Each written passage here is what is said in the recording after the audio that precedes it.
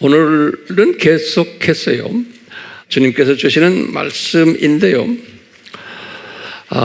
이 말씀은 언젠가면 예수님이 십자가에 달려 죽으시는 그 고난주일에, 화요일에 하신 말씀이에요.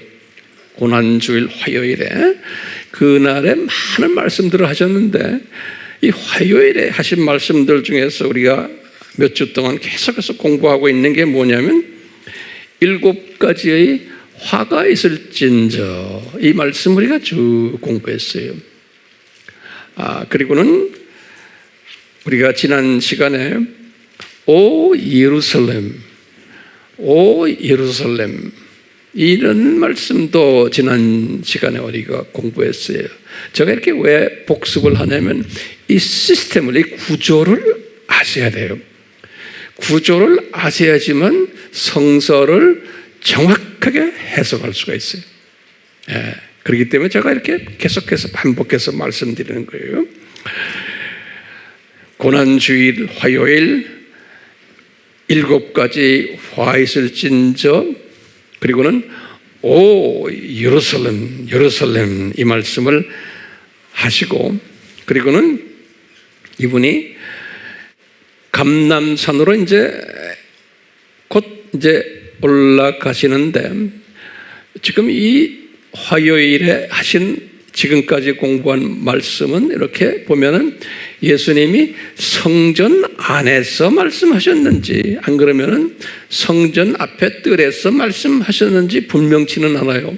근데 성서 말씀을 이렇게 보면은 성전 안에서 말씀하신 것 같아요. 그러니까 성전에서 나와서, 그것을 우리가 성전 뜰에서 나와서 이렇게도 해석할 수 있지만, 그 당시에 저도 안 살았기 때문에 잘 모르겠어요. 그렇지만 성전에 나오셔서 이제 감람산으로 이제 가시는데요. 감람산으로 가시는데, 그 가시기 직전에 오 예루살렘, 오 예루살렘 말씀을 하시고는 이어서 말씀하신 게 오늘 주제되는 말씀이에요. 이어서. 그러니까 감람산에서 말씀하신 게 아니고 감람산으로 이제 떠나기 직전에 성전 그 앞에 나오셔서, 그래서 이제 성전을 이렇게 비주얼라이즈하게, 비주얼라이즈란 말이 한국말이 뭐예요? 영상화해서 이제 그 성전을 보면서 하시는 말씀이에요. 그 말씀이 지금 오늘 말씀 마태복음 23장 38절이에요. 이 말씀 속에 엄청난 예수님의 깊은 심정이 들어있어요. 오늘 이 예수님의 깊은 심정을 좀 심도 있게 나눠보려고 그래요. 예수님이 하신 말씀이 한 절이 보시면 보라, 보라 할 때 영어로는 behold 그래요. 그러니까 강조하는 거예요. 보아라 하고, 예수님의 감정이에요. 그러니까 그냥 보라가 아니고 보아라, 제자들에게 이제 하시는 말씀이에요. 보라, 보아라, 너희 집이 황폐하여 버림받으리라, 이렇게 말씀하세요. 기가 막힌 말씀인데요, 이 한 절이 기가 막힌 뜻이 그 안에 숨겨져 있는 거예요. 그런데 예수님의 제자들이 들었지만 나중에 우리가 누가복음에 보면은 제자들이 그 뜻을 몰랐다 그랬어요. 제자들이, 여기 지금 제가 이제 누가복음에 보면은, 여기 누가복음에 내가 써놨어요. 여기 누가복음에는 제자들이 누가복음 19장 42절 44절에 제자들이 이 예수님의 뜻을 잘 몰랐다 그랬어요. 모를 수밖에 없죠. 그러니까 우리는 이제요, 그 뜻을 아는 시대에 살고 있는 거예요. 그래서 이 말씀 속에서요, 우리는요, 세 종류의 시각으로 이 말씀을 우리가 소화할 수 있어요. 첫 번째 시각은 뭐냐면 그냥 병아리 시각으로요. 병아리 시각이란 말은 그냥 무너지겠구나, 언젠지는 모르지만 날짜를, 연도를 주지를 않으셨어요. 예수님께서 그 정도의 시각으로 보고 있는 분들이에요. 그다음 병아리 시각에서 그다음엔 참새 시각은 조금 떠가지고 약 주후 70년까지를 보면서 우리가 소화하는 시각이에요. 제자님들은 거기까지 보지 못하셨죠. 그렇지만 참새 시각은 거기까지 보는 사람들이에요. 그 다음에 독수리 시각은 어떻게 볼까요? 독수리 시각은 조그마한 독수리는 그때부터 시작해서 그냥 쭉 해서 70년 그 다음에 쭉 해서 나가다가 저 새하늘과 새 땅까지 보는 독수리 시각도 있고요. 더 큰 독수리 시각은 창세 전부터 디자인돼 가지고 이것이 큰 그림으로 이렇게 보는 시각인 거예요.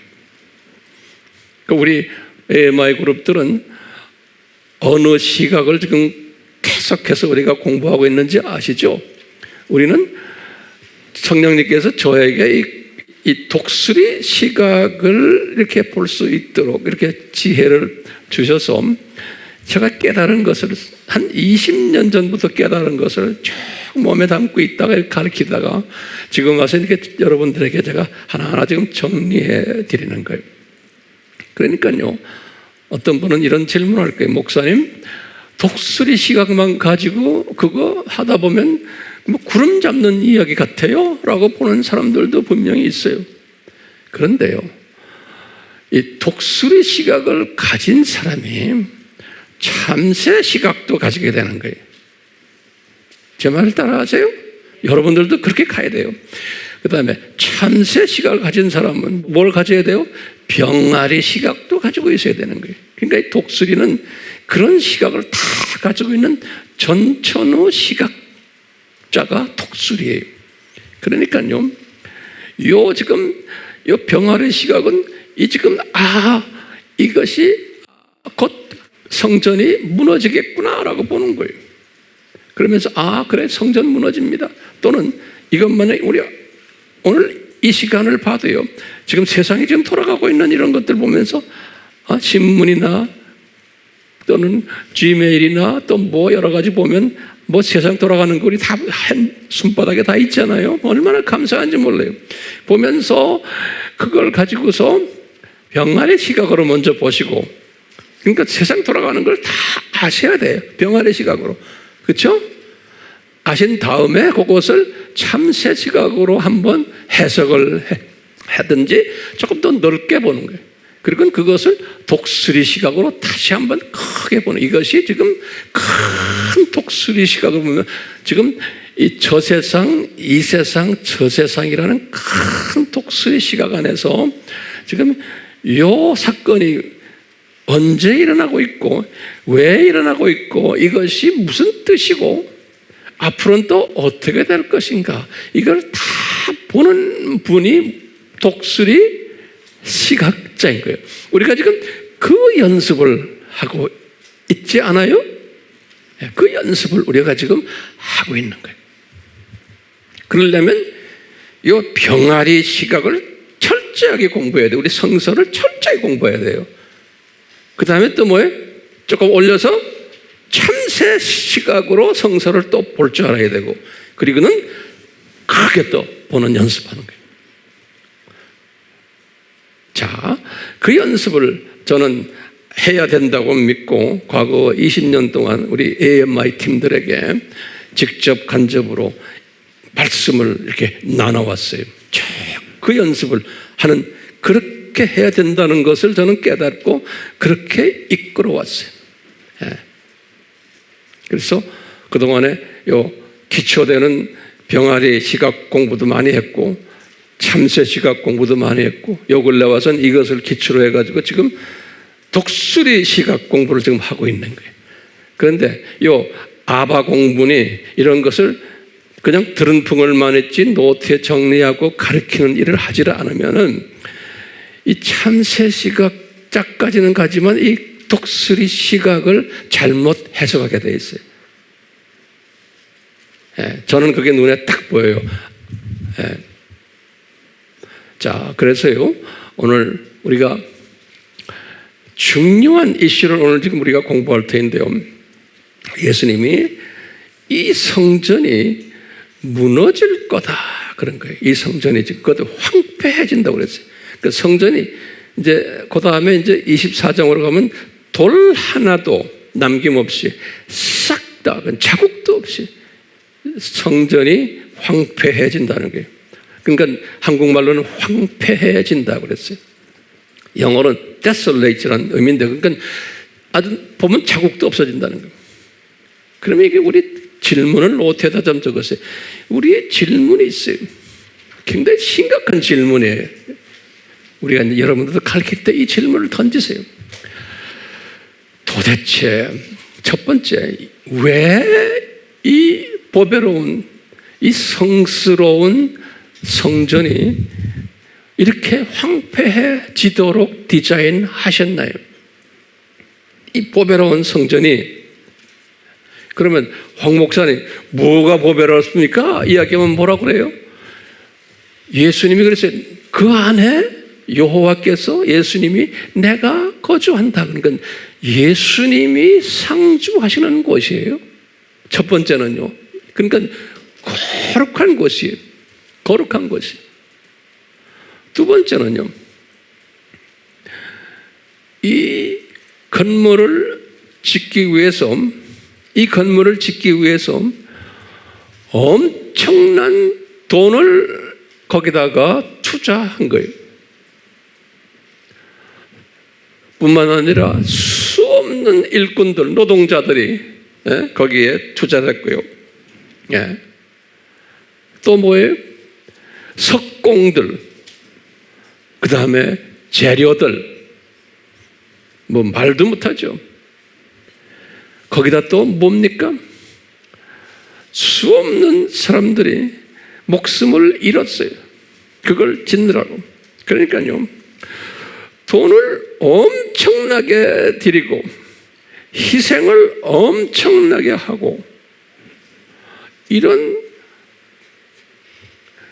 찬란한 건물, 거기에 하나님이 임재하시는 그 건물이, 그 건물을 어떻게 30세 되시는 젊은 청년 예수님께서 이스라엘 사람들에게 하시는 말씀이 이거 다 무너지는데 자국도 없이 무너지겠다는 거예요.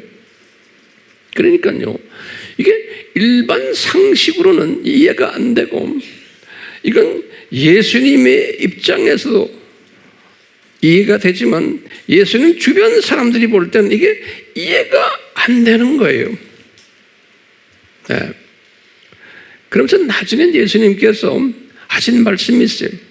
예수님께서 요한복음 2장 20절에 하시는 말씀이 이 성전이 내 몸이다 그러시는 거예요.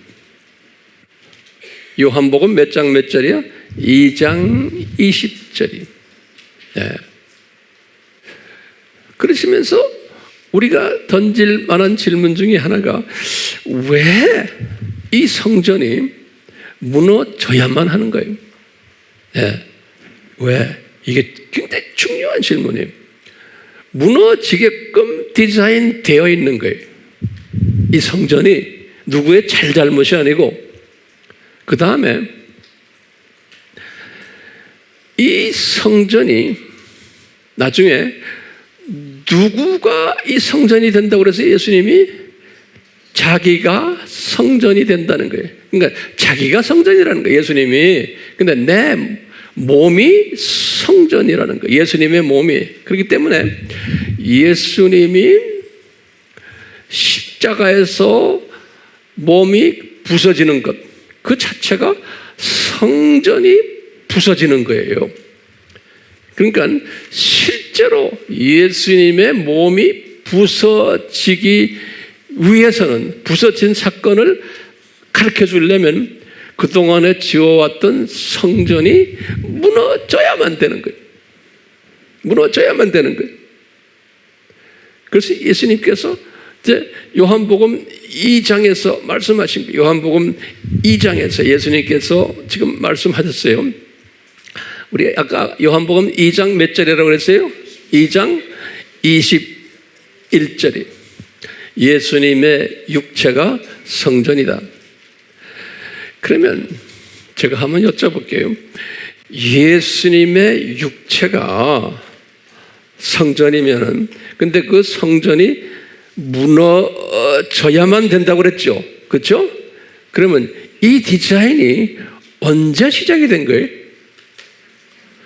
그러면 창세 전인 거예요. 창세 전에 삼위 하나님이 디자인하신 거예요. 창세 전에 디자인 됐는데, 이것은 우리는 그렇게 알고 있지만 일반 기독교인들은 이것이 언제 디자인 됐다라고 생각해요? 아담 타락할 때. 이것을 뭐라고 그래? 무슨 복음? 원시복음이다. 그렇죠? 예. 원시복음 때 디자인된 거다. 예수님의 살이 무너질 것을. 괜찮아요. 대부분의 기독교인들은 이때 벌써 디자인됐다 보는 거예요. 자, 그러면요, 우리가 이 구원론에서 공부를 많이 했어요. 근데 이 공부한 이 기초가 있기 때문에 이 기초를 놓고서 제가 지금 오늘 설교를 계속하려고 그래요. 그래서 예수님께서는 이미 이 원시복음을 창세기 3장 15절이죠. 창세기 3장의 15절에 하시고는 그때부터 아담부터 시작을 해서 이제는 예수님의 몸이 무너질 것을, 성전이 무너질 것을 그때부터 이제 하나하나 그림자로, 예표로, 본보기로, 제가 이런 말하는 거 적으세요. 그림자로, 예표로, 본보기로, 상징으로, 이 네 가지 단어가 있어요. 상징은 symbol, 그림자는 shadow, 예표는 type라고 그래요. type, T-Y-P-E. 그 다음에 본보기는 example 그래요. 그 영어까지 같이 해두세요. example, type, shadow. 자, 그래가지고 아담에게, 아담아, 이제부터 너 이 가죽 동물 잡아가지고 가죽 치마 입어라. 그냥 이렇게 가르쳐 준 거예요. 그러니까 아담은 그것도 잘 모르고 그냥 그러고 입고 다녔잖아요. 우리 알잖아요. 그래서 이것을 아담 타락 후에 가죽 치마의 어린 양, 이렇게 이제 제가 만들었죠. 네. 창세기 3장 21절이요. 그리고 조금 가다가 아벨에게 또 피를 흘리게 하는 거예요. 그래서 창세기 4장 10장 아벨의 어린 양. 그러니까 우리가 성서를 읽으면서 아하, 이것이 창세전에 예수님의 몸이 깨어질 것을 이미 하나하나 먼저 디자인하신 거예요.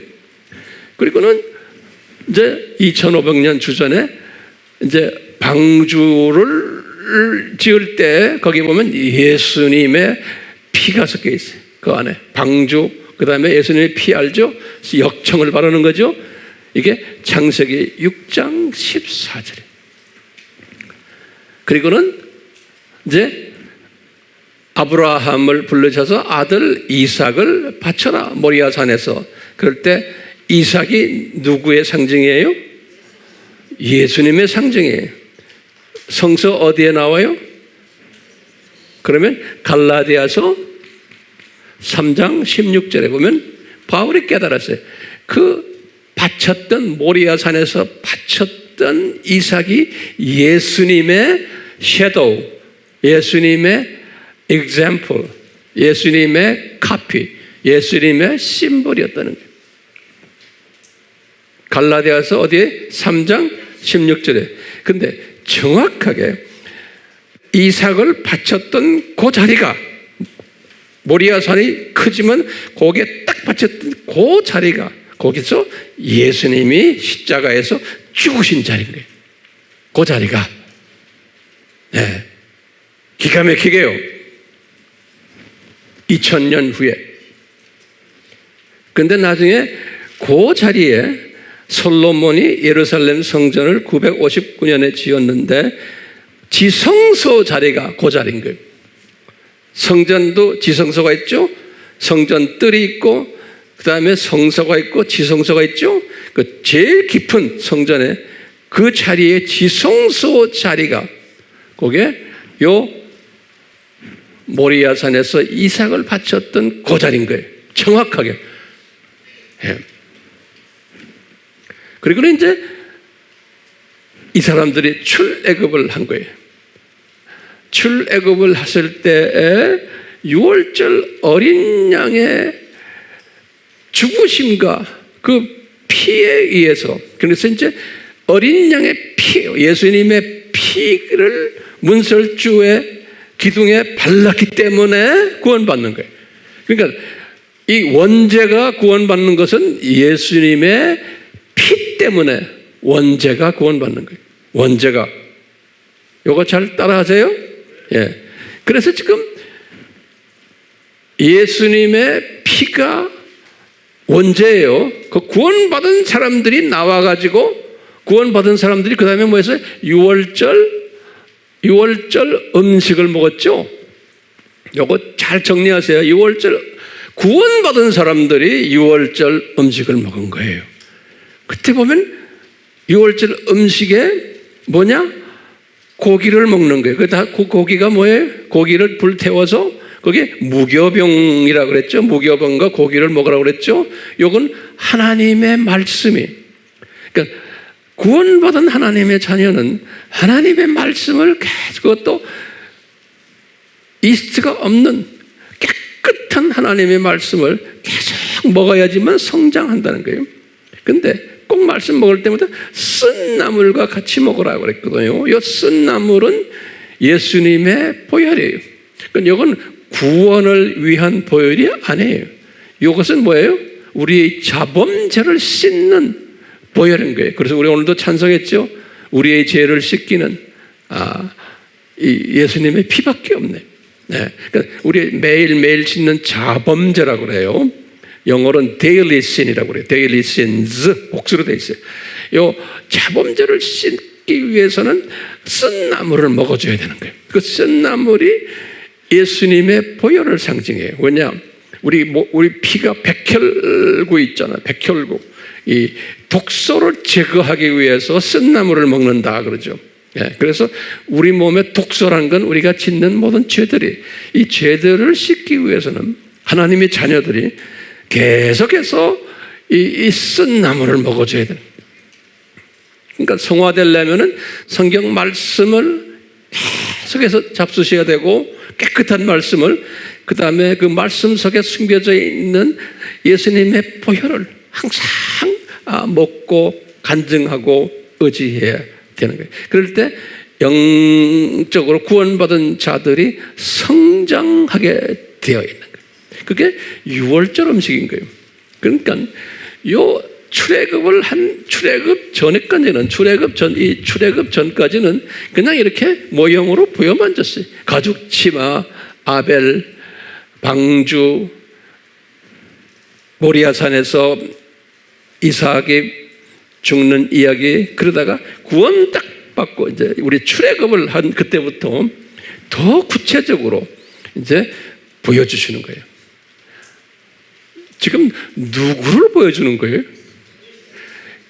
예수님이 죽으실 것을, 그리고 그 피에 의해서 구원받을 것을, 거기다 또 뭐예요? 6월절 음식을 먹어야 되죠? 이 예수님의 말씀과 예수님이 씻으시는 보혈의 능력으로 내가 성장하도록 모든 것이 예수님과 연결되어 있어요. 그것을 이 6월절 어린 양 사건을 통해서 보여주는 거예요. 그리고는 출애굽해서 지금 이렇게 보여주고는 그 다음에 그 길로 광야에 들어와 가지고 성막을 지어라 그러는 거예요. 성막을 지어라. 그래서요, 성막을 지을 때 여기 보면 이 성막의 구조가 우리 다 알잖아요.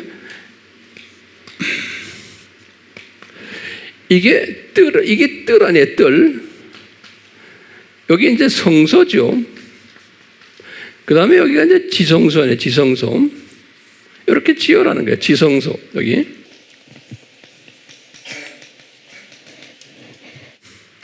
근데 지성소에 뭐가 있어요? 지성소에 요 안에 법궤가 있는 거. 법궤.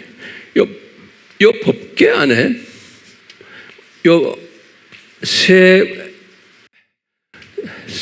아이템이 있죠. 여기 첫째가 뭐예요?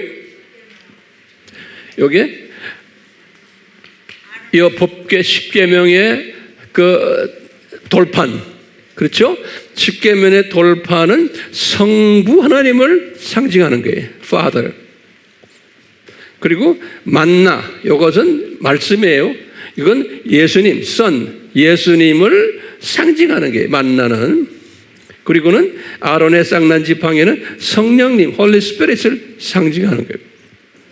그러니까 이 법궤가 뭘 의미하냐면 삼위 하나님이 그곳에 좌정한 것을 의미하는 거예요. 그러니까 이게 하나님의 보좌를 의미하는 거예요. 상징적으로. 예. 그런데 요 삼위 하나님 보좌 위에다가 요 위에다가 또 뚜껑을 하나 딱 씌우는 거예요. 요 위에 뚜껑. 이 뚜껑이 뭐냐면 자비석이라고 그러는 거예요. 자비석. 지붕 위에 지붕 뚜껑도 하나 있는 거예요. 그것을 자비석이다. 석이라는 소리는 돌멩이라는 소리가 아니고 자리라는 소리예요. 그래서 이제 영어로는 뭐라고 했냐면 mercy seat이라고 그랬어요. mercy seat이라고 그랬어요. 이게 굉장히 중요한 거예요. 요 꼭대기에 지금 여기 법궤 있죠? 여기 지금 법궤 있죠? 여기 법궤 꼭대기에다 지붕에다가 자비석을 만들어내는 거예요. mercy seat. 지금 이 지성소 안에 혼돈되지 않아요? 내가 그림을 요 안에 우리 공부 뭐 수천 번 했어요. 요게 법궤고 법궤 안에 지금 세 아이템이 있고 이 위에다가 또 자비석을 이렇게 만들어라는 거예요. 여기 이제 자비석이 mercy seat이요. 그래서 대제사장이 1년에 한 번씩 이스라엘 사람들의 죄를 다 가지고서 들어가 가지고 그 어린 양의 피를 어디에다 뿌리냐면 자비석에다 뿌리는 거예요. 이 법궤 위에다 자비석 여기다가 뿌려야지만 우리가 자비를 다시 얻는 거예요. 그러니까 하나님의 자비를 획득하려면 그 피가 어디까지 가야 돼요? 자비석에 뿌려지는 거예요. 자, 그러면 이 사람들은 구원받은 사람들이 아니에요. 이스라엘 사람들은 이미 구원받은 사람들이에요. 그렇죠? 애굽에 있을 때 문지방에다가 피를 발랐기 때문에 구원받은 사람들이, 구원받은 하나님의 자녀들이 매일매일 짓는 죄를 씻어내려면은 예수님의 보혈을 자비석에다 뿌려야 되는 거예요. 자비석에다. 네. 그리고는 이 자비석이라는 걸 이제 1년에 한 번이지만 나중에 가서는 매일 하는 것도 있었어요. 그러니까 이것을 우리에게 뭘 가르치냐면 우리가 원죄는 구원받았지만 우리가 항상 예수님의 말씀 중에서 제일 중요한 말씀이 뭐냐면요, 이 삼위 하나님 공부를 해야 돼요. 삼위 하나님 공부.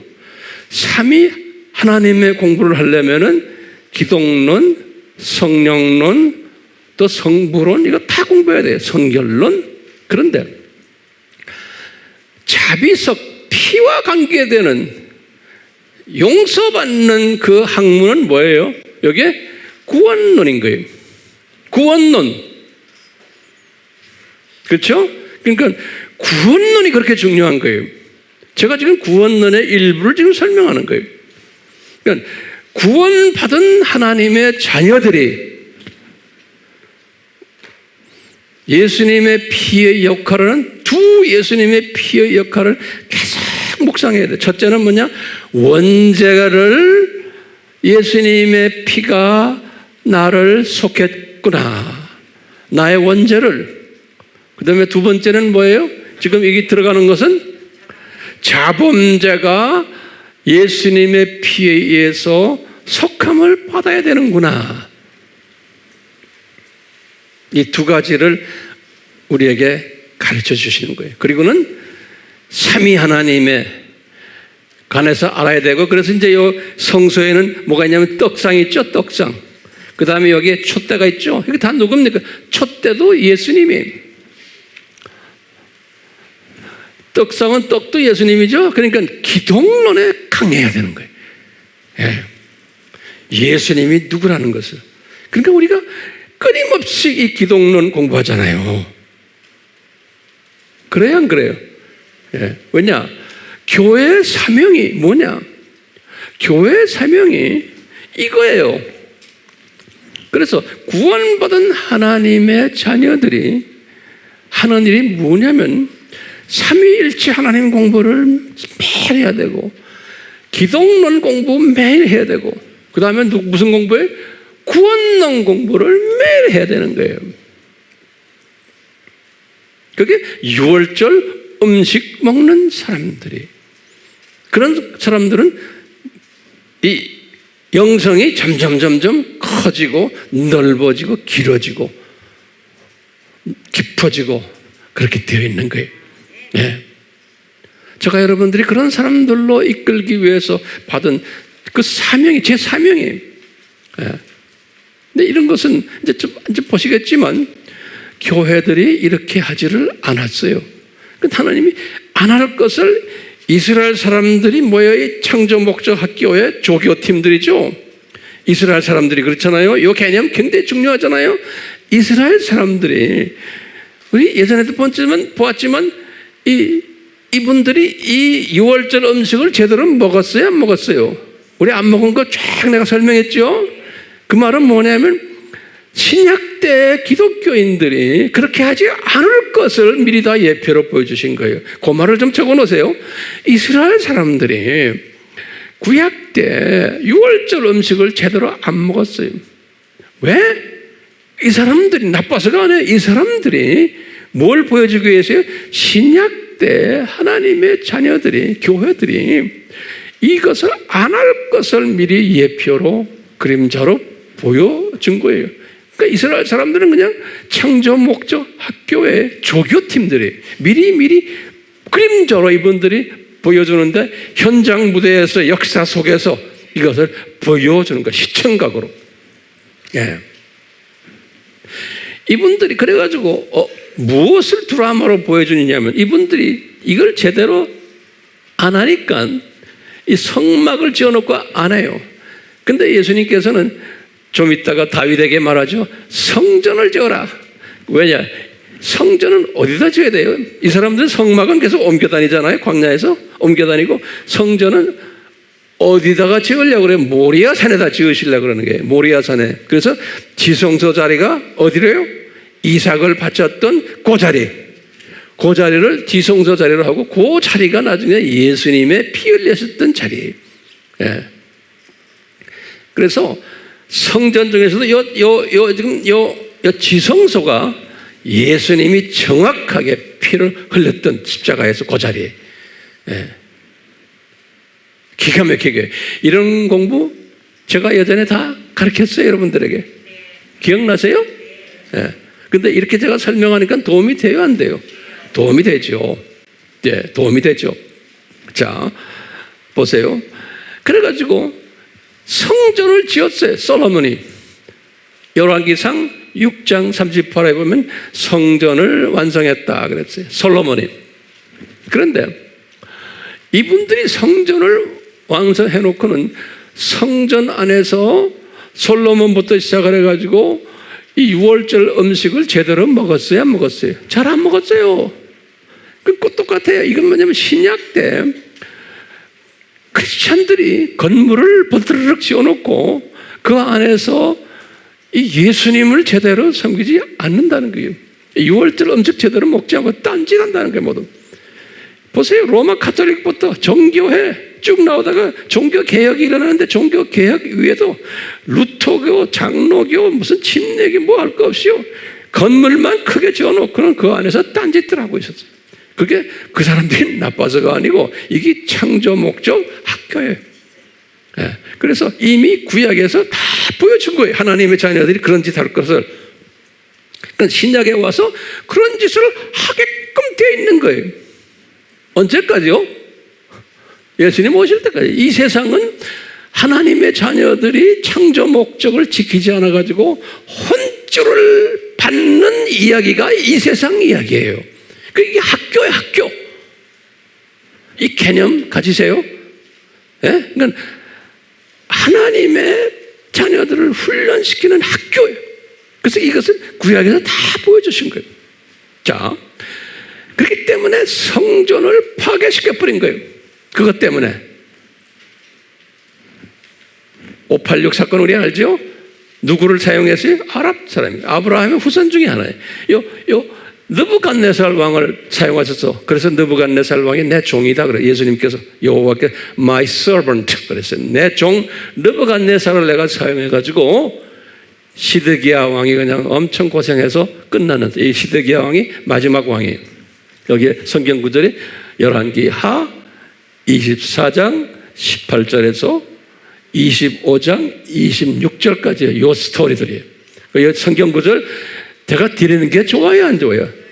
이거 아셔야 돼. 그냥 뭐 그런 일이 있었습니다 끝나면 안 돼. 그래서 제가 하나하나 성경 구절 드리는 거예요. 이거 찾으려면 못 찾아요, 여러분들. 무료로 받으니까 그 가치를 몰라. 자, 보세요. 그래가지고요, 이 성전이 파괴될 때 지금 예수님께서 지금 저 말씀하신 거는 이 훨씬 후요. 저 말씀하신 거는 이것도 성전이 파괴된 건 예수님께서 자기 몸이 파괴된 거나 마찬가지예요. 이런 파괴된 것도 앞으로 파괴될 것을 또 한번 보여주는 거예요. 그래가지고 70년 있다가 또 그랬죠. 성전을 내가 재건시켜줄게 그랬어요. 오케이? 그래서 스룹바벨과 여호수아를 통해 가지고 성전, 여호수아란 건 저 모세 때 여호수아가 아니에요. 제사장 여호수아와 스룹바벨의 총독이에요. 이 사람을 통해 가지고 성전이 재건된 거. 이것을 제2성전이다 그러죠. 그게 에스더가 써놨어요. 에스더 6장 14절에서 16절에 이 제2성전이 지어진 것을 이렇게 기록시켜놨어요. 자, 이렇게 제2성전이 지어진 후에 약 한 500년이 지났어요. 그래서 보면은 이 기간 동안에 이분들이 제2성전을 더 아름답게 크게 지어놨지만 이 안에서 창조 목적대로 6월절 음식을 잘 잡수셨어요? 안 잡수셨어요? 이분들이 잘 하지를 않았어요. 그냥 건물만 멋들하게 지어놓고 그냥 이런 예배는 드리지만 그 말라기 때 보면 뭐라고 그랬어요? 말라기는 한 400년 때거든요. 뭐라고 그랬어요? 병든 꼬리가 없는 병든 동물들, 재물들도 그냥 엉터리 막 이런 것들을 가져다가 그래도 제사를 지낸다고 너희들이 그런 짓 했지? 그러는 거예요. 근데 그 사람들이 나빠서고 저는 보지 않아요. 신약 때 교회들이 건물을 엄청나게 지어놓고는 그 안에서 그런 짓을 할 것을 예표로, 그림자로 이미 보여주시는 거예요. 누구를 통해서? 조교팀들을 통해서. 그러니까 성경을 읽으실 때 그렇게 큰 그림을 가지고 읽으셔야 되는 거예요. 그런데 대부분의 기독교인들은 그 나쁜 놈들 말이야, 그런 짓 했잖아, 그런 짓 했어요, 나쁜 놈의 새끼들. 그러면 그건 무슨 시각이요? 병아리 아니면은 참새 정도의 시각을 가지고 대부분의 기독교인들이 그러니까 이거 해야 돼. 그럼 막 그냥 소리 지르는 사람들이 있죠. 그게 알메니언주의적 사고방식이에요. 그런데 이 큰 그림은 무슨 적 사고방식이에요? 이 예정론적 칼빈주의적 사고방식이에요. 그러니까 큰 그림 칼빈주의도 있고 그 밑에 알메니안주의도 같이 공존하는 거예요. 자, 보세요. 그러다가 이 성전이 하도 오래돼가지고 무너지니까 헤롯 왕이 성전을 새로 이것을 자기가 무너뜨리고는 새로 리빌트 했죠. 그것을 헤롯 성전이라 그러는 거예요. 그래서 헤롯 성전은 제3성전이 아니고 제2성전의 연장이에요. 그런데 헤롯 성전이 엄청나게 컸어요. 그거 아름답게 지어졌어요. 그게 주전 20년에 우리 다 아바에서 공부했어요. 제가 이걸 여러 번 이야기했어요. 20년에. 그리고 예수님이 오셨어요. 예수님이 오셔서 예수님이 주후 AD에 주후 26년 27년 요때 예수님이 공생애를 시작한 해. 예수님이 공생애를 시작한 해. 이제 30세 됐을 때 공생애 시작한 게 예수님이 33세 세상으로 가셨죠. 세상 가셨잖아요. 그래서 이제 예수님이 의도적으로 이 헤롯 성전을 방문한 게 요한복음 2장 스토리예요. 우리 잘 알잖아요. 요한복음 2장이 예수님이 첫 유월절을 공생애 하면서 지킬 때가 요한복음 2장이에요. 그래서 6월절에 딱 성전에 가보니까 뭐 장사꾼들이 가득 있고 그냥 이게 완전히 변질된 이 6월절을 지키는 장면을 보고 예수님이 그 상을 다 뒤집는 이야기 나오잖아요. 그러면서 예수님이 뭐라고 그랬어요? 우리 잘 아는 이야기들. 이 성전 허물어뜨리겠다 그러시는 거예요. 예수님께서. 그리고는 내가 3일 안에 다시 이것을 다시 짓겠다. 그런 말 우리 들었죠? 그러니까 그게 무슨 말이에요, 여러분들? 그러면서 예수님이 그걸 20절에 그려놓고 2장 20절에 21절에 이 성전이 자기의 육체라는 거예요. 이 말은 제자들도 몰랐다고 그랬어요. 근데 제자들이 나중에 예수님의 십자가 사건 끝난 다음에 이제 알았다 그랬어요. 나중에 알았다고 그랬어요. 그가 부활하신 후에. 그 말은 뭐예요? 예수님이 지금 무슨 이야기 하는 거예요? 이 성전이 자기라는 거예요. 내 육체가 이 예루살렘 성전이라는 거예요. 그러니까 예루살렘 성전이 그것이 겉으로 이렇게 요란하게 보이지만 그것이 내 육체의 상징, 그림자, 예표라는 거예요. 성전이. 그래서 이것을 몰랐던 유대인들이 뭐라 그랬어요? 여보시오, 젊은이, 이 성전 46년 동안 지어온 성전이다 그러는 거예요. 그러니까 보면 헤롯이 성전 시작한 게 20년이에요. 나중에 한 6년, 7년까지 가다가 부석 건물까지 계속 지어왔던 거예요. 한 46년 동안. 요한복음 2장 20절에 그랬어요. 46년 동안 이 건물을 지금 지어오고 있는데 당신 젊은이가 갑자기 갈릴리 출신 여기 와가지고 하는 말이 이 성전 무너뜨리고 3일 안에 내가 다시 짓겠다 하니까 이 사람들이 무슨 소리인지를 모르고 막 덤벼드는 거예요. 예수님한테. 그러니까 예수님이 이 성전이 내 육체다, 나다 그러는 거예요. 기가 막힌 말씀을 요한복음 2장 21절에서 하시는 거예요. 그리고 정확하게 이 성전이 무너진 게 언제 무너졌어요? 지금 예수님이 무너지신 게 언제 무너졌어요? 요 말씀, 여기 지금 어느 날 하신 말씀이에요? 요즘 6월절 때예요. 첫 6월절에 예수님이 6월절을 몇 번 지켰어요? 공생애 3년 동안 4번을 지켰어요. 마지막 4번째 6월절 때 예수님이 십자가에서 죽으셨어요. 4번째 6월절 때. 잘 따라오세요? 이거 복잡하니까 적지 않으면 몰라요. 그래서 예수님이 4번째 6월절 때 딱 죽으시면서 숨을 거두시면서 하시는 말씀이 다 이루었다. 우리 다 이루었다는 여러분 우리 공부했죠. 이것은 성전과 관계됐을 때에 다 이루었다. 이때는요. 다 이루었다. 내가 이제 무너지는 거예요. 그러면서 예수님이 숨을 거두신 게 그 유명한 요한복음 19장 30절이에요. 그런데 오늘 본문에 예수님께서 죽으시기 고통당하는 고난주일 화요일에 하신 말씀에 이 성전이 보라 자국도 없이 없어지겠다 그랬거든요. 그러니까 저 성전이 없어지는 그 사건은 두 의미가 있죠. 물리적으로 없어지는 게 있고요, 영적으로 그 말은 뭐예요? 예수님이 죽으시는 거나 마찬가지인 거예요. 그런데 완전히 자국도 없어지는 것은 예수님의 그 죽으심이 그냥 100% 깨끗하게 죽으심을 우리에게 또 보여주는 거예요. 자국도 없이. Perfect salvation이, 완전 구원이. 이런 것을 보여주시는데 지금부터 잘 들으세요. 지금까지 서론이에요. 이 서론 잘 따라오지 못하면 그 다음부터 이 설명이 힘들어져요. 자, 보세요. 예수님이 그러시고는 정확하게 40년 후에 로마 장군 디도 장군에 의해서 성전이 무너졌어요. 주후 70년. 정확하게 40년 후에.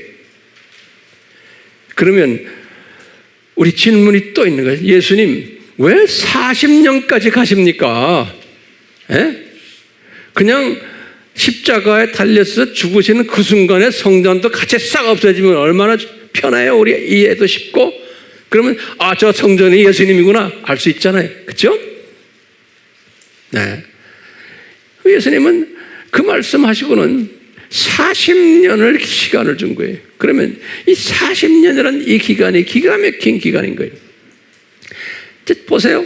이 40년 어떻게 됐어요? 오순절 사건이 일어나고 그때부터 유대인들이 처음 복음화가 되고 일부 유대인들이, 그 다음에 그것이 디아스포라로 넘어가고, 그 다음에 디아스포라로 넘어가서 어떻게 했어요? 이방인들까지 넘어간 것이 그 40년이에요.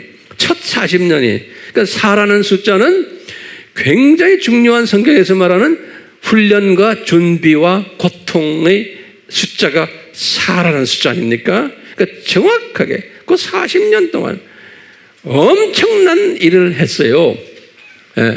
그럴 때 성전을 믿는 유대인들은 그 성전에서 그냥 별난 엉터리 제사들을 많이 지냈어요. 예수님 없는 제사들을 그 40년 동안 그분들은. 그런데 예수님을 안 사람들은 그 40년 동안 로마 제국을 복음화하는 기초 작업을 한 사람들이 이 40년 동안. 기초 작업을 하려면 항상 거기에 따르는 영적 자료들, 영적 이 영양분들이 있어야 돼요. 그렇기 때문에 주님께서는 다 준비하신 거예요. 뭘 준비하셨냐? 사복음서를 집필하도록 한 거예요. 이 사복음서는 뭐예요? 예수님의 생애, 33년 생애를 쭉 한 거예요. 그래서 마태를 통해서 50년에서 52년에 마태복음 쓰게 하시고, 요 40년 안에 누가를 통해서 60년에서 62년에 누가복음 쓰게 하시고, 그리고 사복음서 책 다 읽고 있으세요? 그 안에 엄청난 정보가 들어있는 거 아세요?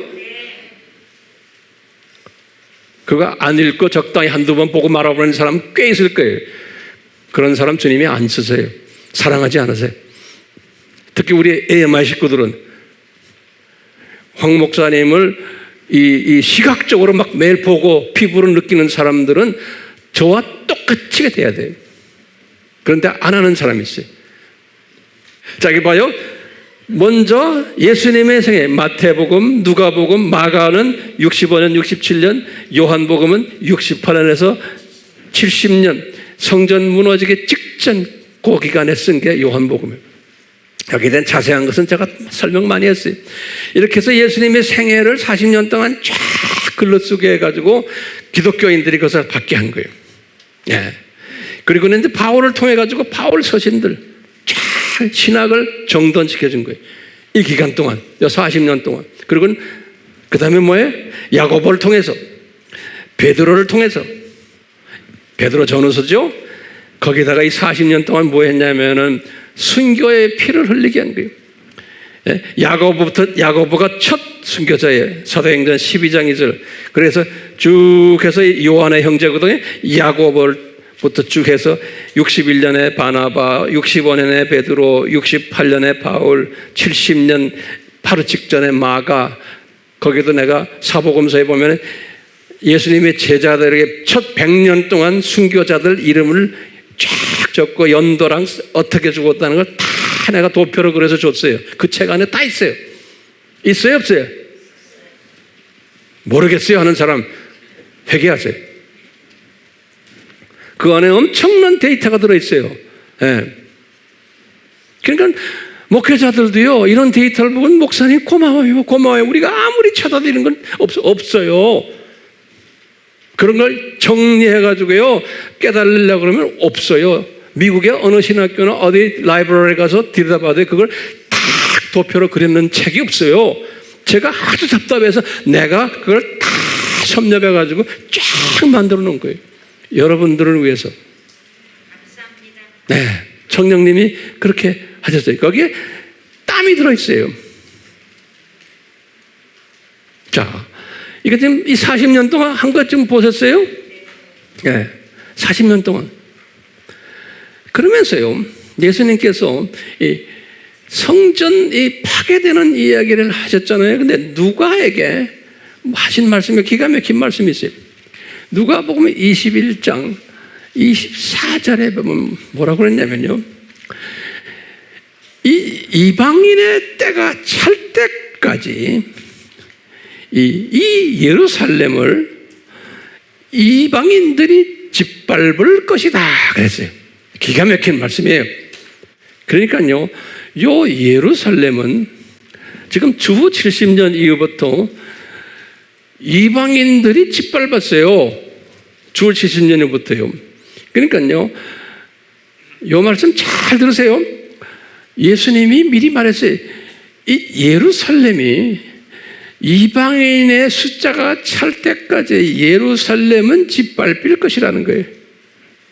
그러니까요, 우리가 예루살렘을 위해서 기도합시다. 뭐 예루살렘이 복음화해야 됩니다. 그거는 비성서적이에요. 내가 볼 때. 그건 괜히 감정적으로 말하는 거예요. 예. 우리는 어디에 초점을 맞춰야 돼요? 이방인의 숫자 채우는 데에 초점을 맞춰야 되는 거예요. 그러면은 그 숫자가 차면은 자연히 뭐가 돼요? 유대인들이, 하나님이 정해 유대인들이 차게끔 되어 있는 거예요. 내가 하는 게 아니에요. 바울 똑같아요. 로마서 11장 25절 26절에 뭐라고 그랬어요? 이 신비를 너희들에게 알기를 원하노니, 예? 이방인의 충만한 숫자가 찰 때에 유대인 중에 일부가 눈을 뜨게 되어 있다 그랬죠. 그러니까 예수님의 관심사는 유대인에게 있는 게 아니에요. 유대인들은 뭐예요? 미호사가 안에 그 사람들은 뛰게 하는 사람들이에요. 이 조교팀으로. 제 말 들으세요? 조교팀으로 뛰게 하는 사람들이, 그분들이 주축이 아니에요. 예수님의 마음에 주축에 있는 사람들은 누구예요? 이방인이에요. 이방인. 그 숫자가 90% 넘잖아요. 전 인구 중에. 그렇기 때문에 이방인의 숫자를 채우게 될 때, 차가고 있을 때 유대인의 숫자는 조금씩 늘어나게 되어 있는 거예요. 예. 누가복음 21장 24절이에요. 이 깊은 내용을 제자들은 몰랐다 그래요. 이 제자들은. 그래서 누가복음 19장 44절에 그랬어요. 우리가 이스라엘 시리즈를 제가 지금 30번을 넘게 했는데 앞으로 더 많이 할 거예요. 이 이스라엘 시리즈를 잘 알아야지만 돼. 근데 오늘날 많은 사람들이 이스라엘 하면 괜히 흥분해가지고, 이스라엘 우리가 보고만 해야지. 이스라엘 뭣도 모르고 그런 짓 하는 사람 엄청나게 많아요. 네. 내가 보면요, 아닌데 그런 거예요. 그 다음에 이제 때가 되면 더 깊이 들어가겠지만요, 지금의 이스라엘 사람들 가짜들이 수두룩해요. 네. 가짜들이. 속임당하면 안 돼요. 자, 이렇게 하시고는 주 70년에 성전이 없어져 버렸죠? 그렇죠?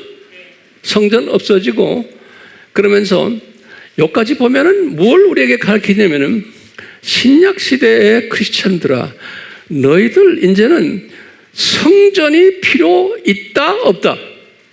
성전이 필요 없다는 거예요. 오케이? 그렇기 때문에 크리스천들은 그 당시에 로마가 이 기독교화된 것이 313년 안에요. 그 전까지는 카타콤 교회들이었어요. 가정 교회들이었어요. 또는 건물이 없는 카타콤 교회들이었어요. 그러니까요, 교회라는 것은 건물이 아닌 거예요. 건물이 아닌데 로마 카톨릭 정교회, 또 나중에 가서 이제 종교 개혁 이후에도 루터교, 나중에 장로교, 나중에 감리교 다 교회를 엄청나게 크게 짓기 시작하는 거예요. 그러니까 보세요.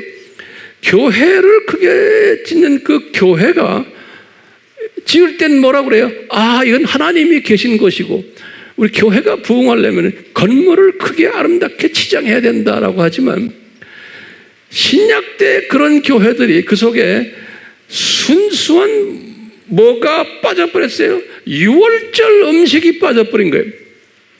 건물만 지어놓고 크게. 구약 때도 마찬가지예요. 예루살렘 성전을 크게 지어놓고 그 안에 유월절, 진짜 유월절 음식을 먹지는 않았던 거예요. 그것을 예표로, 그림자로 조교팀들을 통해서 보여줬거든요. 그러니까 뭐예요? 신약 때도 하나님의 자녀들이 그런 짓을 할 거라는 것을 우리가 알 수 있어요, 없어요? 예? 알 수 있는 거예요. 큰 그림을 딱 보면요. 그렇기 때문에 로마 카톨릭을 보세요. 지금 그 유명한 건물로 다 관광 명소가 돼버린 거예요.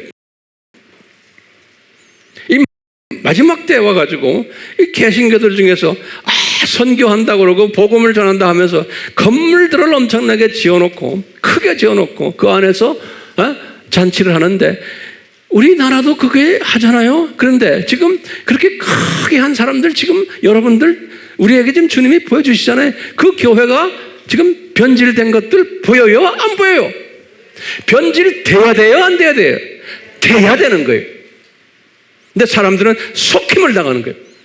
성경 들고 다니면서 성경서에서 우리에게 가르치는 내용을 왜? 소화를 못하고 거기에서 지금 하지 말아라 한 거짓을 그대로 하고 있는 거예요. 그러니까 성전이라는 것은 편의상 모여서 우리가 주님을 예배드리는 곳이지 이것을 엄청나게 예루살렘 성전처럼 크게 지어놓고 하는 것은 주님이 기뻐하지 않고 그렇게 지어놓으면 그 안에는 뭐가 있냐? 그 건물을 유지하고 그 조직을 유지하려면 그 안에서 정치화가 돼야 되고 종교화가 돼야 되고 조직화가 돼야 되고 그 안이 복잡해지는 거예요. 교인이 많아지면 돈이 많이 들어오니까 그건 완전히 썩어지게 돼 있는 거예요. 돈이 많이 들어오면요. 교인이 많아지면요. 그 교회 하나 유지하려면요. 뭐 유지비만 아니. 그 교회와 관계되는 뭐 여러 가지 사업하는 사람들과 연결돼 이게 부패하게 되어 있는 거예요. 유월절 음식을 제대로 먹여놓으면 교인들 다 떠나게 되어 있는 거예요. 싫어서요. 떠나게 돼. 자, 그럼 보세요. 제가 결론적인 말씀인데 이제 이 결론이 중요해요. 자, 예수님께서요 뭐라 그러냐면 똑같이 감람산 설교에서요 하시는 말씀이 마태복음 24장 15절에 말씀하시는 거예요. 24장은 감람산 설교 안에 이거 잘 들으세요. 감람산 설교를 하실 때 이런 거예요.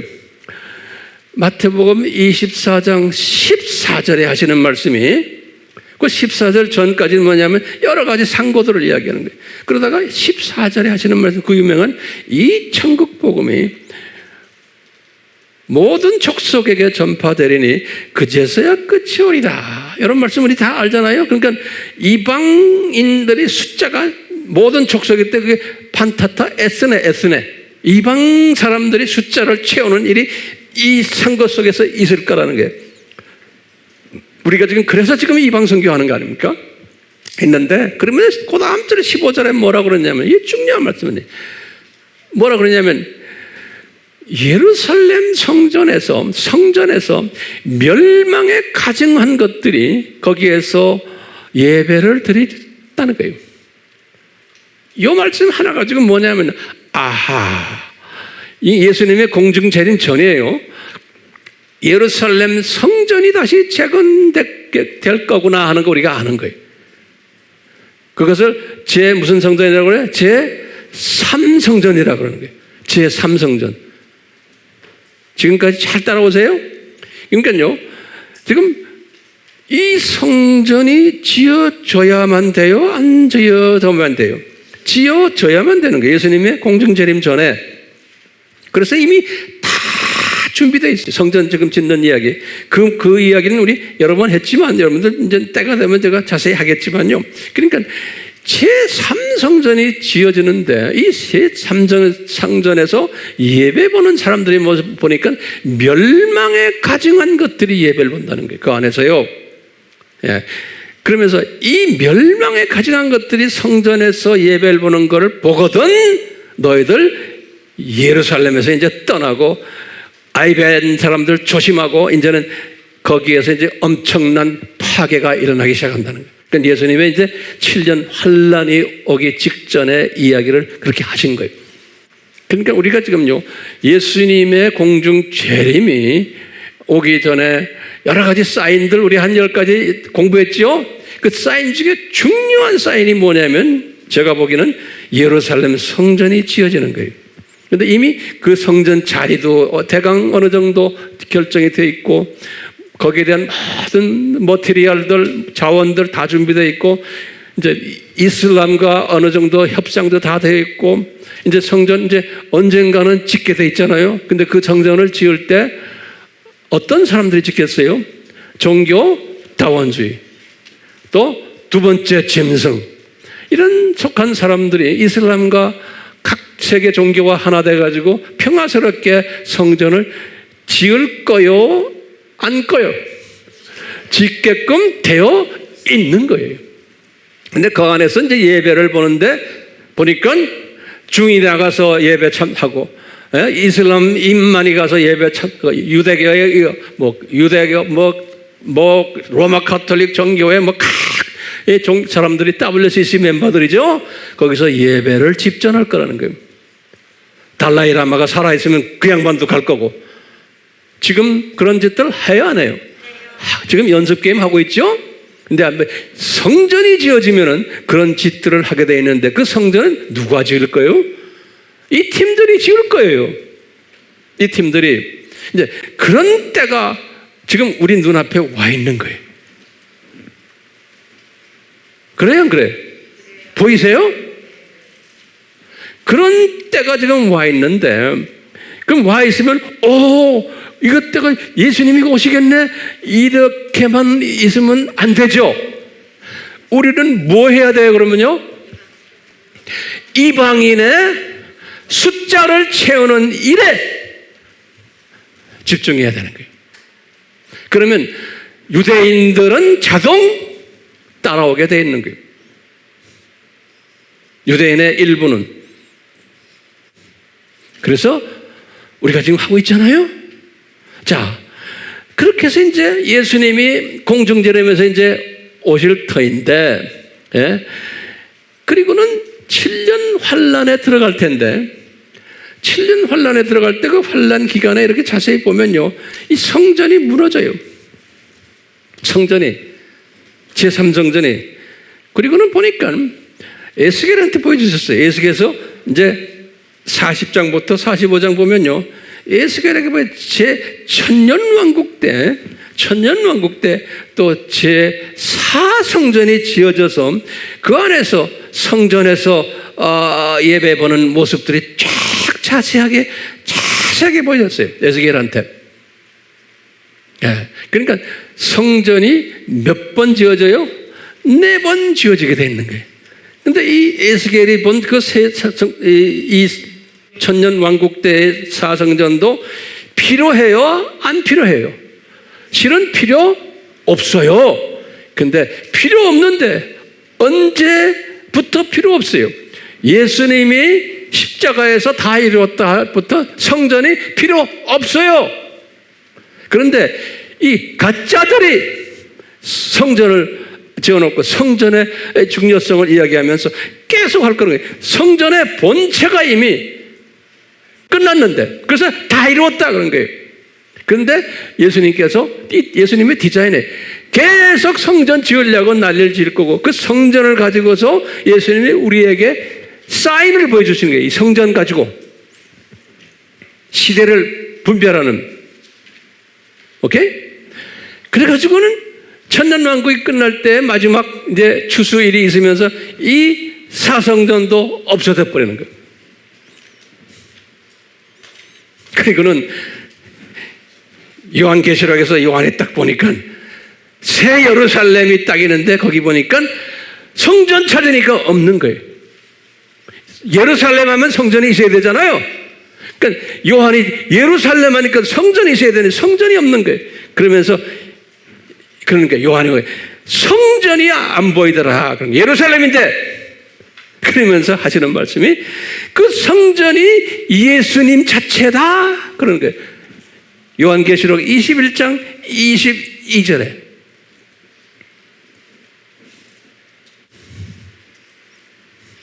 그러니까 이제 우리 마지막 질문이 뭐예요? 성전이 필요하지 않죠? 성전이 언제까지 필요해요?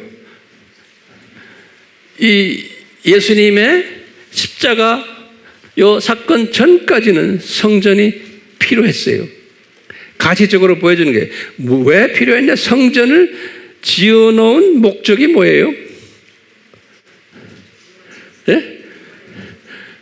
창세전 십자가 사건을 보여주기 위해서예요. 시각적으로. 그리고는 그 안에 그 성전 안에 가장 중심적인 분이 누구다? 예수님이시는 거예요. 예수님의 삼위일체와 예수님의 피 흘리심이 그 안에 있고. 그러니까 이 성전에서 일어나는 모든 일들 그 안에 이것이 예수님 중심이에요. 그러니까 신약 때에 하나님의 자녀들 보고 너희들은 삼위일체의 교회를 지어놓고는 교회 안에서 교회가 성전이지 조그만 가정교회라도 그 안에서 뭘 집중적으로 하라는 거예요? 삼위일체 공부 열심히 하고 구원론 공부 열심히 하고 그 다음에 기독론 공부 열심히 하고 성결론 쭉 해서 종말론까지 우리 항상 제가 강조하죠. 이 예수님의 중요한 말씀을 열심히 공부하라는 거예요. 그런데 거기다가 무교병을 먹어야지 잡다한 세상의 이야기, 뭐 상식 이야기, 인간 어떻고 저쩌고 뭐 하면서도 초점이 흘려서요. 교회에서 설교라도 들어보면은 예수님 사랑하는 것 같은데 그거 아니면 초점이 없는 거예요. 네. 이런 설교들 엄청 많아요. 그러니까 이 초점을 맞추려면 뭘 가지고 있어야 돼? 이 독수리 시각을 가지고 있어야 돼요. 우선. 그러면서 독수리 시각을 가진 다음에 무슨 시각으로 또 가지고 있어야 돼? 참새 시각으로 가지고 있어야 되고 그 다음에 또 무슨 시각이에요? 병아리의 시각도 가지고 있어야 돼요. 그러면서 이것이 올라왔다 내려왔다 올라오는 이 윤활유가 이것을 잘 해야 되는 거예요. 그러니까요, 이 독수리 시각이 없으면은 하나님의 말씀이 변질되게 돼 있는 거예요. 변질되게 돼 있는 거예요. 그러니까 저는요, 이거 딱 사람들이 설교를 딱 들어보면요, 아하, 이분이 영적 수준이 이 정도구나. 그러니까 이런 설교를 듣는 사람은 참 답답하겠다. 왜냐? 고작해야 그냥 병아리와 이 참새 수준의 이야기만 하니까요, 사람들이 답답해하는 거예요. 왜 예수님이 죽어야 되는지, 왜 성전이 무너져야 되는지, 왜 이스라엘 사람들이 이렇게 악하게 노는지 여기에 대한 해답을 주질 않는 거야. 그는 우리는 저러면 안 됩니다 하고 소리만 지르는 거예요. 그거 되겠어요? 이 큰 그림을 보는 사람은 왜 저 사람들이 저렇게 악하게 노는지, 왜 예루살렘이 저렇게 짓밟혀 있는지 그걸 우리가 알아야 몰라요. 아는 거예요. 언제까지 짓밟히게 돼 있어요? 이방인의 충만한 숫자가 찰 때까지. 우리 사명은 예수님께 초점을 맞추는 사명이에요. 예수님이 어떤 크리스찬을 가장 이뻐할까요? 네? 어떤 크리스찬을? 이 창조 목적이 뭔지를 깨닫고, 그러니까 수직계명에 여기에 최우선으로 생각하고 행동하는 사람, 이것을 가르치는 사람이에요.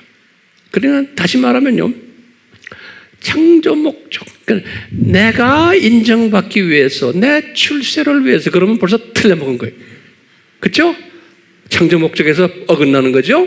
그러니까 예수님의 영광을 위해서, 그분을 기쁘게 해드리기 위해서 하는 그런 마인드를 가진 사람이 복 있는 사람이에요. 네. 그런 사람을 주님이 이뻐하시고 사랑하시는 거예요. 근데 우리 목사들이 가지고 있는 문제점이 뭐냐면요, 조금 단에 서서 하면 뭐 설교 잘한다, 뭐 교회가 크다 이러면 이게 지가 영광 받으려고 그러네. 지 욕심이 생겨버려요. 그러니까 아무리 목사지만 유명하지만 예수님의 입장에서는 뭐예요? 별거 아닌 거예요. 그게 심하면은 나중에 구원이 잘못될 수도 있어요.